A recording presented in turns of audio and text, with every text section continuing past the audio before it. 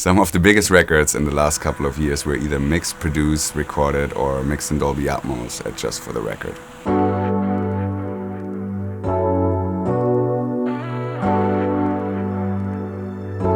My name is Moritz Braun. I'm the founder of Just for the Record. We're a multi-room recording studio facility. We consider ourselves a boutique recording studio, and we opened up in September 2021.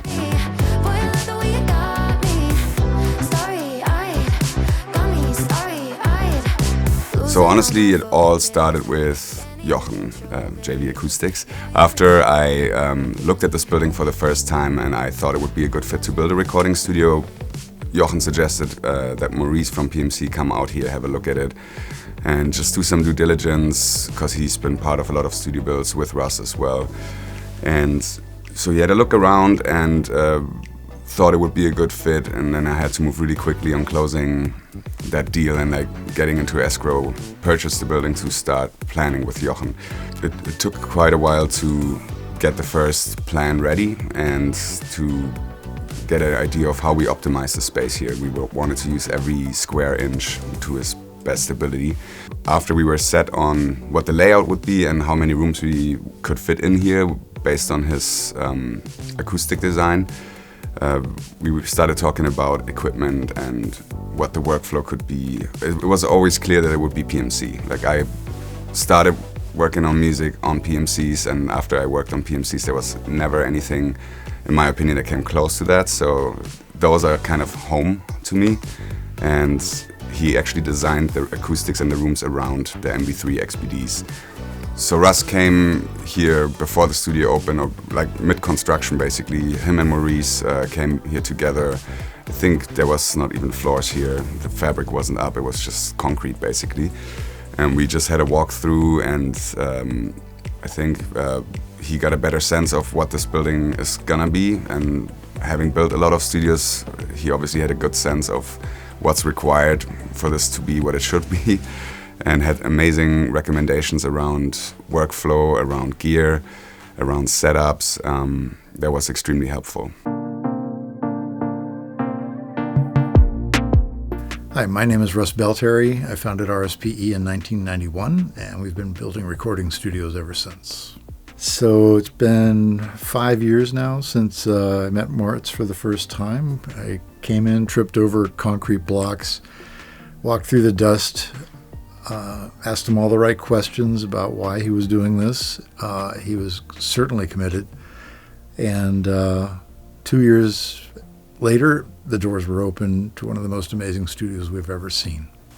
Selecting gear for a place can be quite overwhelming, right? There's a lot of different options out there. Some seem to be better than others. And Russ was extremely helpful with curating that and helping me to decide what piece of gear or what pieces of gear, what microphones, what equipment would make sense in a place like this based on his long experience with building studios and the relationship he has with all these different brands. There's one story when I really wanted a Sony C800. It's a very popular mic. A lot of our guests love that microphone. And I was trying, I asked Russ if there's any chance he could get one. It was kind of in the middle of the pandemic. It was really hard to get equipment shipped to Los Angeles from different countries, and it was just sold out everywhere. It was really hard to get one of those C800s, and Russ made it happen in the span of a week or so. And he said those are the last two that were kind of coming in or were available. He said one goes to Selena Gomez, the other one goes to Just for the Record. So I was extremely grateful that he was able to pull that off in such a short amount of time. And there's multiple stories like this with other pieces of gear where we couldn't find it anywhere, but Russ made it happen in no time. It really came down to relationships that developed over the last decades with manufacturers. We've partnered with many of them. The relationships are personal, not just business. When we're assembling a bill of materials, we really rely on those relationships to make sure we can deliver in a timely fashion.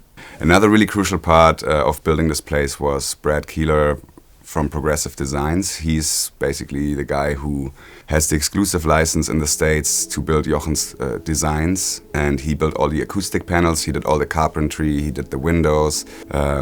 he's just an exceptional guy, and Russ has been working with him for years as well, so that was also a really cool overlap. That connection is through Jochen, Russ and Mortiz. It's kind of a family affair.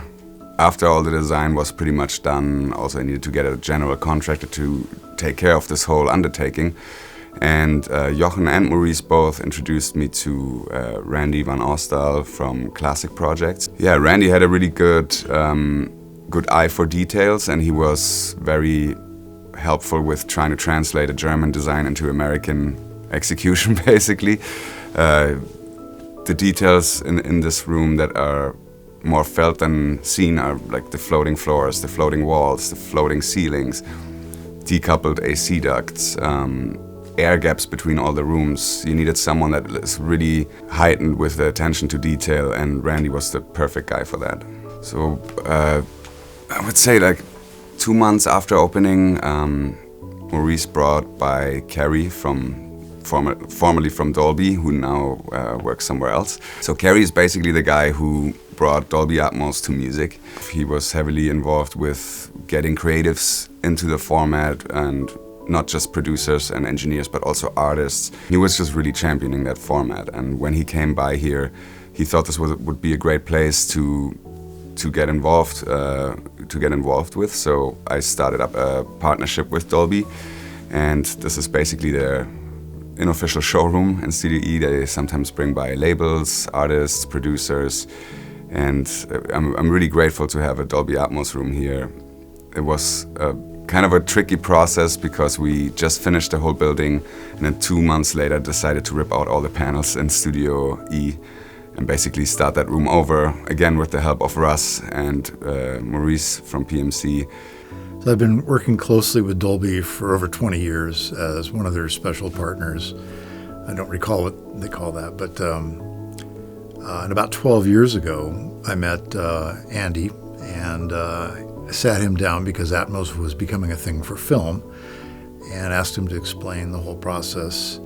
He spent hours with me just going through the whole thing as a single sit down, his undivided attention, and left me probably in the best mental position to think that there are a lot of details involved with this, and it's going to be a process to really perfect our systems or our procedures and come up with the best way to build this and repeat it.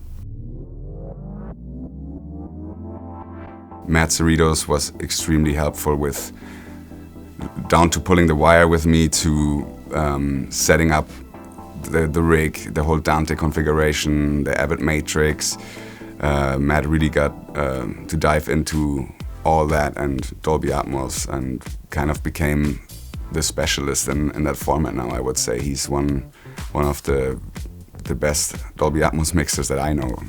I'm Matt Cerritos. I'm a Dolby Atmos mixer. I had the privilege of working alongside Mortiz for the last few years, helping develop the Atmos room and that we have here at the studio.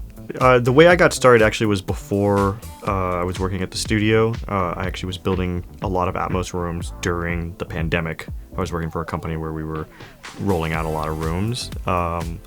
Then when we had the opportunity to build one at Just for the Record, Mortiz thought it was a great idea. I was fully behind it because I had been doing a lot of the technical side of it already, but never being able to do anything creative with it.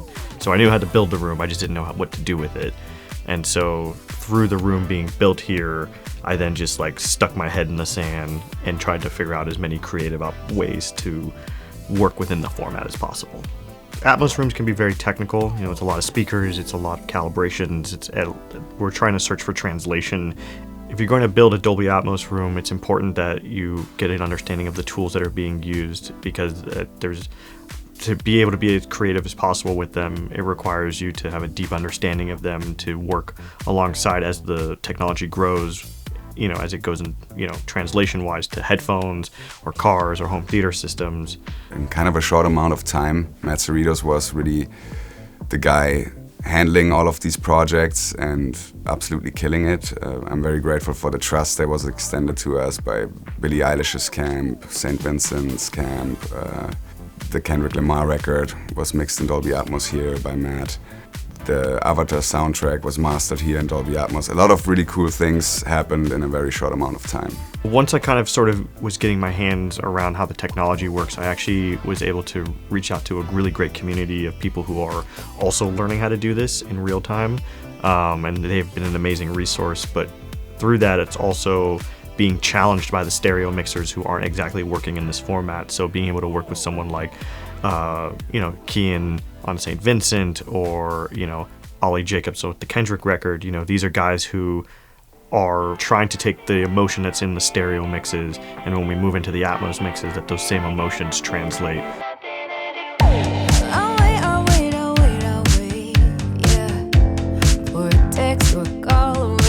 What I really like about this place is the modular component. So every artist that comes through here kind of makes the place their own. We see people with all kinds of different setups, and it's our job to make sure they're comfortable in the creative process and that they're taken care of and can get into creating as quickly as possible. The selection that Russ and I ultimately decided on was so rock solid that we basically had no changes in any of the gear. The only change we made just a month ago was the upgrade from the UA Apollo to the UA Apollo Gen 2, which I'm very excited about, and we're trying it in Studio A right now, and everyone seems to love how it sounds, so we're ultimately gonna upgrade all the rooms to the UA Apollo Gen 2. One of the exciting things about specifying Apollos for every room, just for the record, was we knew at that point so many of our clients had Apollos in their home studios. Being able to walk into a state-of-the-art studio, plug in, and be able to create instantly was such an important part of this process. The really most important part about the interface to me was that it's plug and play for people. All they have to do is have console installed, which most people already have. And it's a huge bonus for people to just come with their own rig and plug it in, and they're hooked up to the patch bay, they're hooked up to all the outboard gear in a minute. And that is a huge feature for a place like this, where it is very modular and people are moving around. So they really made a big change on the conversion with the Gen 2, and it's stunning to hear that in this room on the PMCs, because you hear every detail, and when we A-B'd the old one and the new one and some other interfaces, they're absolutely killing on that, and it's really cool to see to hear how much more depth you get with it, how much more resolution you get on the top end. I was really, really impressed with the new design, and they look cool too. When the place is fully booked and it's buzzing and people are going in and out of rooms, crossing each other in the hallway, it's the best feeling. Sometimes really cool collaborations happen in the hallway. Big artists running into each other, like, oh, I didn't know you were here, I didn't know you were here, and then all of a sudden, 2 weeks later, a feature's coming out that they randomly recorded in one of the rooms because they ran into each other in the hallway. One of them probably would be Becky G and Tyler. I think Becky jumped on one of Tyler's songs when they ran into each other here, and yeah, that's just one of many of those. In the coming years, I hope to be doing more of what we've already been doing, taking care of artists, helping create art, just having an environment that feels comfortable, and ideally having a positive impact on culture and music around Los Angeles. If you want to stay tuned to what we're up to, just follow us on Instagram. It's @JustForTheRecord, or check out our website, which is justfortherecord.com.